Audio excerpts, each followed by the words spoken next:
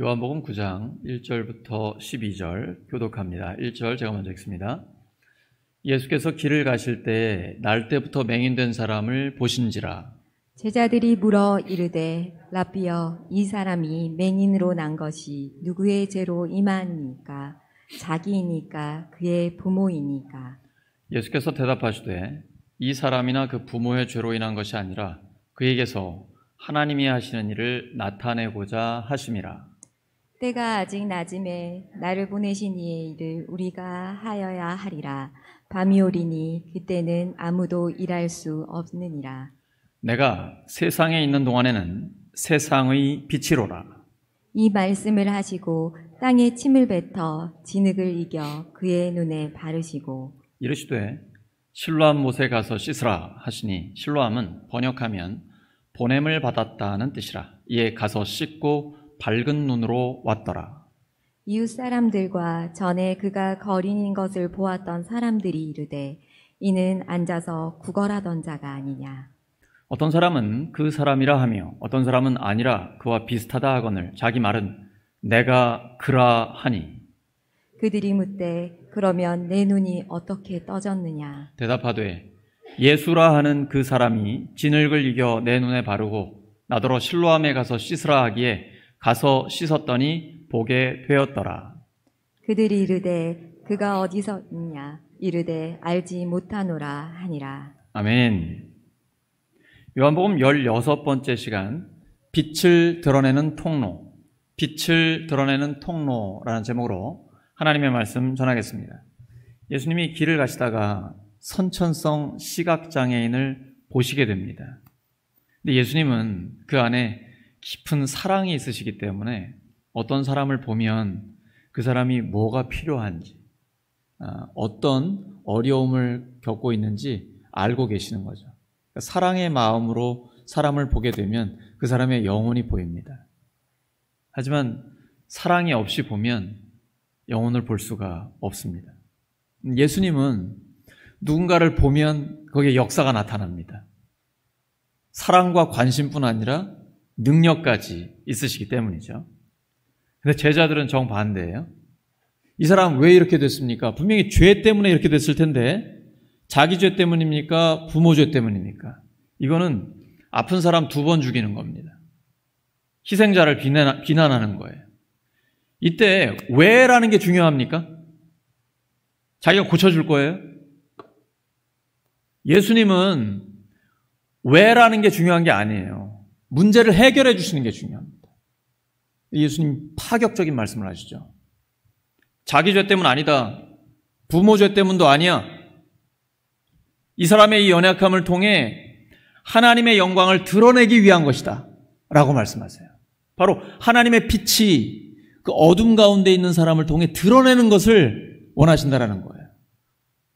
이 사람은 얼마나 약한 사람입니까? 사회적인 약자 중에 약자죠.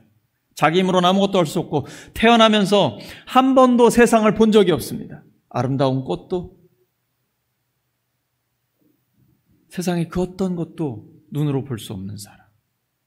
그래서 구걸로 다른 사람에게 온전히 의지해서 먹고 살 수밖에 없는 바로 그런 사람입니다. 근데 예수님은 그를 보았을 때 그가 그런 연약함 중에 있지만 이건 절망이라고 보지 않으신 거예요. 오히려 소망이라고 보신 거예요.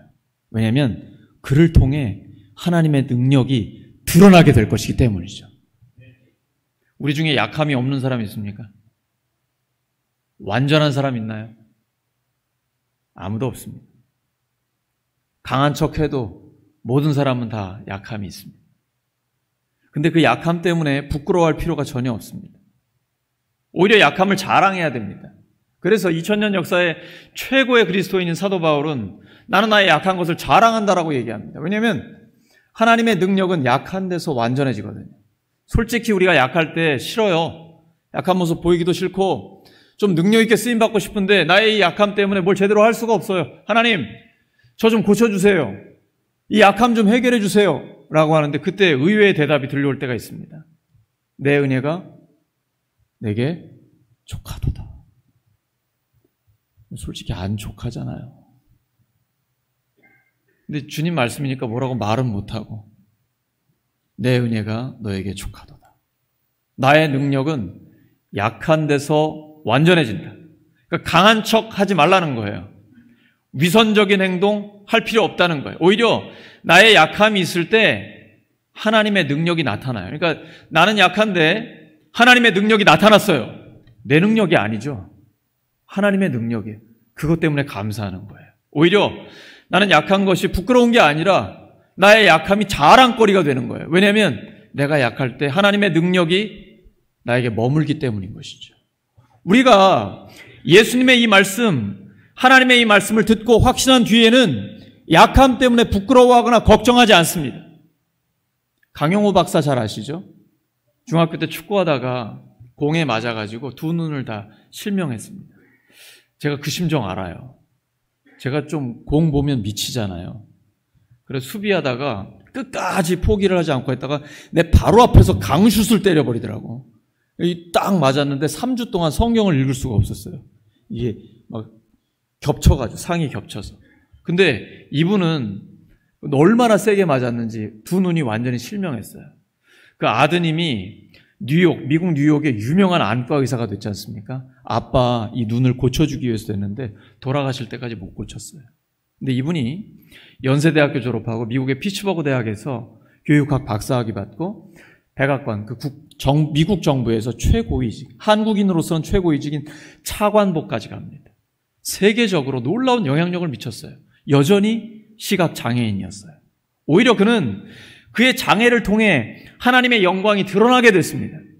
예수님의 이 말씀이 장애우들에게 얼마나 큰 소망을 주는지 몰라요. 그리고 모든 약함을 가진 인간들에게 엄청난 소망을 줍니다. 나의 약함을 통해 하나님의 빛이 드러나게 된다는 것이죠. 옆 사람 축복해 주시기 바랍니다. 당신의 약함을 통해 하나님의 빛이 드러날 것입니다.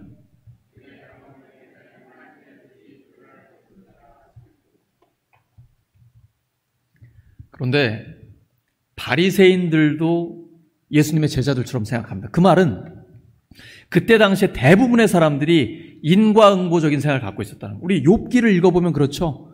분명히 이유 없이 고난을 당했어요. 그런데 친구들이라고 와가지고 처음에 잠깐 위로하더니 너 분명히 뭔가 죄를 지었기 때문에 벌 받은 거야. 이런 식으로 계속 얘기합니다. 그러니까 상처에다가 소금을 계속 뿌려요. 그게 인과응보적인 생각인 것이죠. 바리새인들도 마찬가지입니다. 너 온전히 죄 중에서 태어나가지고 우리를 가르치려고 해? 분명히 너는 죄를 지었기 때문에 뭔가 죄를 짓거나 원인이 있으니까 이러한 벌을 받은 거야. 이렇게 이야기를 하고 있거든요. 그렇지 않습니다, 여러분. 하나님이 지은 세상이 그렇게 단순하지 않아요. 어떤 경우에는 자기 잘못 때문에 벌을 받는 경우도 있죠. 예를 들어 도둑질을 하면 감옥에 가는 게 당연히 벌 받는 것이죠. 또는 담배를 많이 피우면 폐나 내부가 안 좋아지고 술을 과음을 하게 되면 간이 손상되는 거, 이건 당연히 자기 잘못 때문에 그런 거예요. 그런데 여러분, 공장에서 환경을 해치는 공해 물질을, 유해 물질을 엄청나게 많이 뿜어내요. 그것 때문에 암에 걸리고 수많은 병에 걸린 사람들이 있습니다. 이 사람 무고한 사람들이잖아요. 병 걸린 사람들이 무슨 잘못이 있습니까? 돈 때문에 법규나 규정을 제대로 지키지 않고 공해물질, 유해물질 계속 내보낸 그 고용주, 공장주에게 잘못이 있는 것 아닙니까? 이런 일들 허다합니다. 우리의 삶은 자기 잘못 때문에 벌을 받는 경우도 있죠, 물론. 그러나 무고한 사람들이 그런 피해를 입는 경우도 엄청나게 많거든요. 우리의 모든 고난은 우리가 생명의 근원이 되신 하나님과 단절돼서, 분리가 돼서 우리 자신만 의지하는 거예요. 왜 예수님 믿지 않으십니까? 라고 물어보면 나는 나를 믿습니다. 난 보이지 않는 하나님 믿지 않습니다. 내 능력, 내 지혜, 내 돈을 믿습니다. 이런 분들 계시잖아요. 그게 바로 죄의 본질이고 우리의 모든 고난의 근본적인 원인이 바로 그 죄에 있는 것입니다. 하나님과 분리돼서 우리 인간의 제한적인 힘에 의지하고 있기 때문인 것이죠. 우리는 모든 고난을 받는 사람들, 이 사람들이 명확하게 자기의 죄 때문에, 자기의 잘못 때문에 그러한 고난을 당하고 있다. 그럴 때는 회개할 것을 권면해야 됩니다. 그러나 그렇지 않은 경우에는 그의 고난을 함께 아파하고 위로하고, 그리고 하나님이 당신을 사랑하신다라고, 이렇게 하나님의 사랑에 대한 확신을 그에게 심어 주어야 합니다.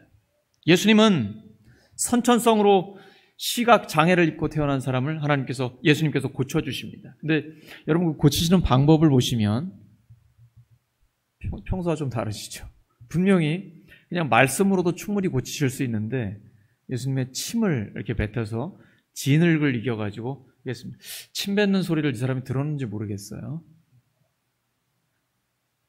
여러분 이거는 막 복잡하게 생각하지 마시고 창세기 2장에 나와 있는 하나님의 창조 역사, 흙으로 사람을 지으신 하나님의 역사를 우리가 떠오르기를 원합니다. 그래서 예수님께서 흙을 가지고 그를 치유해 주시는 거죠.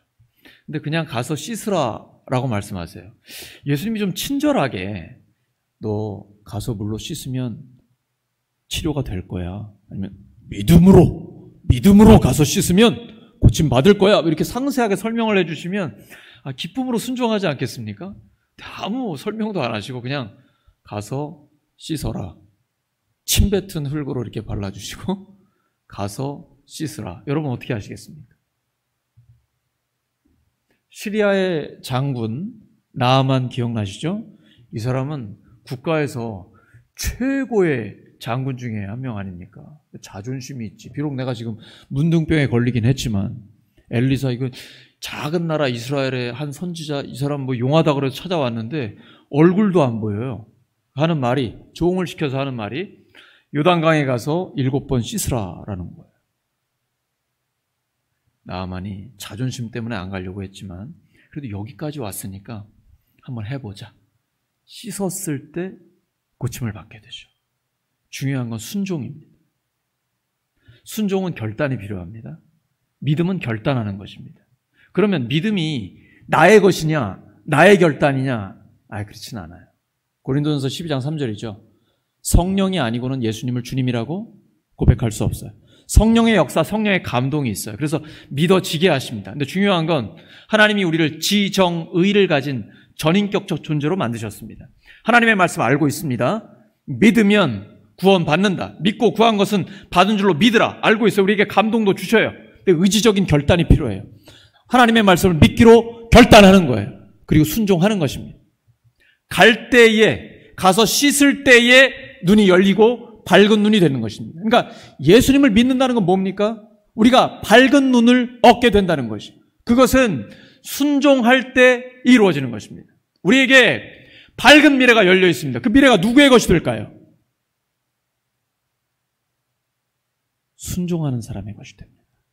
바로 이 사람이 예수님의 말씀 믿고 순종했을 때에 하나님의 역사를 경험하게 된 것입니다. 그 약함이 강함이 된 것입니다. 그러므로 우리는 우리가 약한 것을 두려워하거나 걱정할 필요가 없습니다. 왜냐하면 첫째, 우리의 약함을 통해 하나님이 하시는 일이 드러나기 때문입니다. 둘째는 그렇게 하나님을 경험하게 되면 우리의 믿음이 훨씬 더 강해지고 굳건해지기 때문입니다. 우리의 약함을 통해 하나님이 하시는 일을 드러내 주십니다. 우리는 하나님께서 우리의 삶을 통해 하나님의 역사를 드러내 줄 것을 확신할 수 있습니다. 로마서 8장 28절입니다. 시작. 우리가 알거니와 하나님을 사랑하는 자 곧 그 뜻대로 부르심을 입은 자들에게는 모든 것이 협력하여 선을 이루느니라. 비록 나에게 지금 약함이 있지만 연약함이 실존하고 이게 팩트예요. 사실 나 힘들어요. 연약해요. 고난 중에 있어요. 너무 어려워요. 뭔가 내가 할 수 있다는 생각 안 들어요. 힘들어요. 낙심이 들 때도 있어요. 그러나 그때 우리가 낭망하지 않는 이유가 있어요. 하나님은 모든 것을 합력해 선을 이루어 주기 때문입니다. 이유 없이 당하는 고난의 대표적인 사람이 욥입니다. 욥 그렇게 고백하죠. 그가 나를 단련하신 후에는 내가 정금같이 순금같이 나오리라. 오늘 대표기도에서 나온 것처럼 그가 나를 단련하신 후에는 내가 순금같이 나오게 될 것입니다. 이걸 믿기 때문에 절대 낭망하지 않고 소망을 품고 나아가는 것입니다. 가장 좋은 것은 아직 오지 않았습니다. 하나님께서 우리의 삶의 모든 것을 합력해 선을 이루어 주실 것입니다. 성도는 오늘을 과거와 비교하지 않습니다. 예를 들어 우리 교회가 작년에 10명 세례를 주었습니다. 올해는 30명 세례를 줄 거예요. 이렇게 비교하지 않습니다. 올해는 이제 우리가 30명 세례를 주었습니다. 근데 우리 10년 뒤에는 1년에 300명 이상 세례를 줄 것입니다. 왜냐하면 하나님께서 영혼권의 역사를 계속해서 일으키실 것이기 때문입니다. 이렇게 예수님을 믿는 사람은 철저히 미래지향적 사고방식을 갖습니다. 왜냐하면 하나님이 모든 것을 합력해 선을 이루실 것이기 때문입니다. 다시 한번요. 올해는 우리가 30명의 세례자에 대한 목표를 갖고 있습니다. 30명 세례 줄 걸로 믿고 나아가고 있습니다. 근데 10년 뒤에는 하나님께서 1년에 300명 이상 매년 하나님께서 세례를 주실 것입니다. 우리가 이렇게 믿고 나아가는 것이 진정한 신앙의 고백입니다. 우리가 우리의 약한 부분을 통해 하나님을 경험하게 되면 진짜 신앙을 고백하게 돼요. 하나님 역사하십니다. 하나님 살아계십니다. 그리고 우리의 믿음이 굳건해지고 확실해집니다. 요한복음 9장 25절입니다. 시작. 대답하되 그가 죄인인지 내가 알지 못하나 한 가지 아는 것은 내가 맹인으로 있다가 지금 보는 그것이니이다. 따라하시죠. 한 가지 아는 것. 한 가지 아는 것. 바리새인들은 예수, 저 사람 죄인이야. 왜냐면 안식일에 너를 고쳤어. 그것도 그 멀리까지 가서, 안식일에 멀리 걸어가면 안 되거든요. 가서 하라고 했고 안식일에 치유하는 일을 했어. 안식일 법을 어겼기 때문에 이 사람 죄인이야 라고 얘기했어요. 근데 이 사람, 이 선천성 시각 장애인은요, 평생 구걸하는 사람이에요. 그러니까 가장 낮은 자 중에 낮은 자예요. 바리새인들은 사회적 지도자들입니다. 그러니까 엄청 무시하는 거죠. 너는 온전히 죄 가운데 태어난 자 아니냐, 이런 식으로 얘기합니다. 그래서 바리새인들이 예수는 죄인이야 그러면은 꼼짝 못하고, 아 그렇죠, 이렇게 했어야 됩니다. 그런데 그가 고개를 딱 들고 그들을 보면서 얘기합니다. 난 그가 죄인인지 아닌지 모릅니다. 한 가지 아는 것이 있습니다. 난 확실하게 아는 게 있어요. 내가 맹인이었다가 지금 눈을 뜬 것입니다. 여기에 대해서 말 못하는 거예요. 근데 바리새인들이 여기까지도 못 믿어요. 이 사람이 진짜 맹인이었다가 눈을 뜬 게 아니면 사기치는 건지 다른 사람인지 확인해 봐요. 부모를 불러서 확인하고 두 번째 또 불러서 확인하고, 이 사람은 화가 나는 거예요. 몇 번을 도대체 얘기를 해야 되냐. 나는 선천성 시각장애인인데 예수라는 그 사람이 나 눈을 뜨게 해줬다고. 그래? 그럼 너는 그를 누구라고 하느냐? 나는 그가 선지자라고 생각한다. 처음에는 어떤 사람, 한 사람, 예수. 그 사람이 이제는 나는 선지자, 엘리사 같은 선지자라고 생각하더니 이제 그 다음에는 여기에서 끝까지 이 사람이 나는 그래도 예수라는 사람이 나를 고쳐줬다라는 걸 확신한다 하니까 쫓겨납니다. 쫓겨난다는 거는 출교당한다는 거예요. 유대교, 종교 중심 사회에서 출교를 당하면 그는 먹고 살 길이 막막해지는 겁니다. 모든 사람들과의 관계가 다 끊어지게 돼요. 근데 두려워하지 않아요. 한 가지 아는 것이 있기 때문에. 난 맹인이었는데 예수님이 나를 고쳐주셨다는 이 확신 말입니다. 그러니까 우리가 말씀에 대한 확신과 동시에 그 말씀이 내 삶에 이루어지는 체험적인 신앙이 엄청나게 강력합니다. 그런데 체험적인 신앙에만 머물면 안 됩니다. 체험이 영원한 게 아니에요. 감정은 계속 바뀝니다. 자, 체험적인 신앙이 있어요. 내가 암에서, 예를 들어 암에서 고침을 받았습니다. 그 믿음 영원할 것 같습니까? 시간이 흐르잖아요.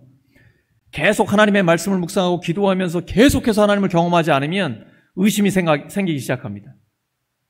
나을 때 되니까 낫겠지. 아니, 수술을 잘 받아서 그랬을 거야. 어쩌다 그렇게 됐겠지. 이렇게 되면서 의심이 계속 들어옵니다. 체험적인 신앙으로 끝까지 가려고 하지 마세요. 끝까지 못 갑니다.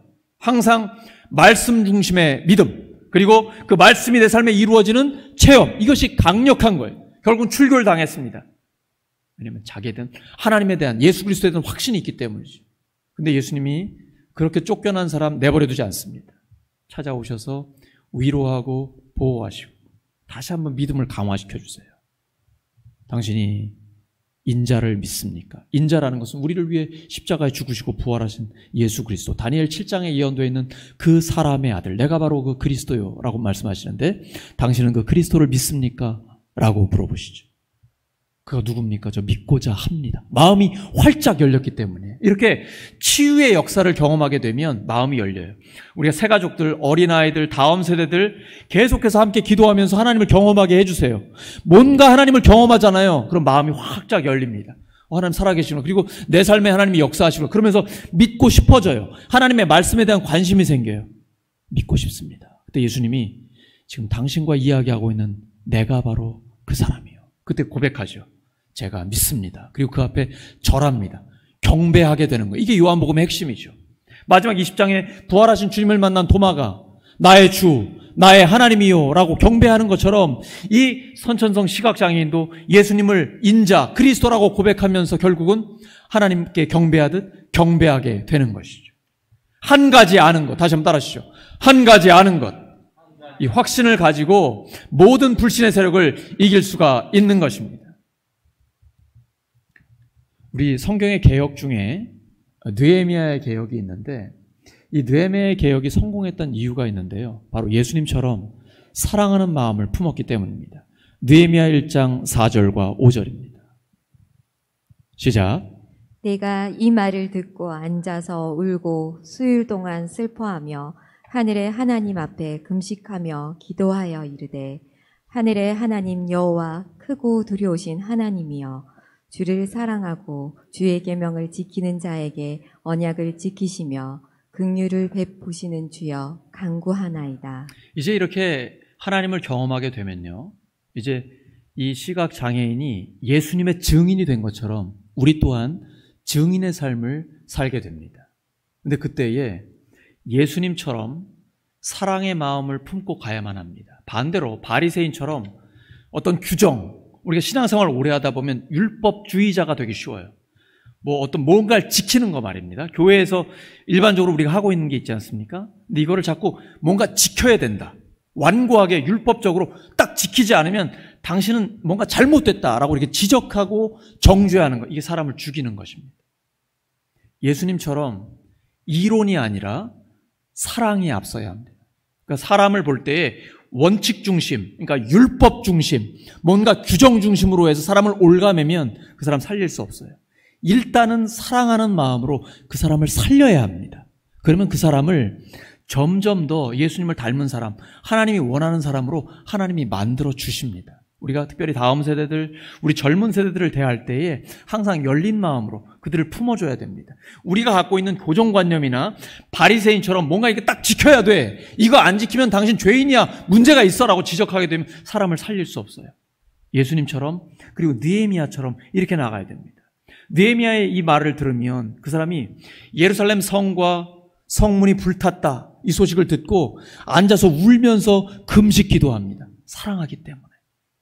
민족의 그 수많은 이웃들, 나의 고국의 동포들을 사랑하는 그 마음 때문에 하나님 앞에 슬피 울며 금식 기도해요. 하나님은 그 기도를 듣고 응답해 주시는 거예요. 뭔가의 잣대를 가지고 기준만 제시하고 이 법을 지켜야 한다라고 하면 사람 살릴 수 없어요. 이것보다 항상 사랑이 앞서야 됩니다. 그래서 예수님이 가는 곳마다 사람들이 사랑하게 되는 것입니다. 또 느헤미야의 그 사랑의 마음 때문에 놀라운 많은 백성들을 구하는 하나님의 역사가 일어나게 된 것입니다. 우리도 그렇게 하나님 앞에 쓰임받기를 소원합니다. 오늘 말씀 정리합니다.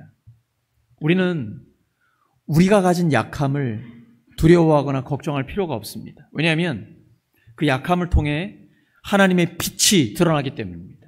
우리의 약함은 빛을 드러내는 통로가 됩니다. 그렇게 하나님을 경험하면서 우리의 믿음은 더욱더 굳건해지기 때문입니다. 하나님의 능력이 우리의 약함 가운데 머뭅니다.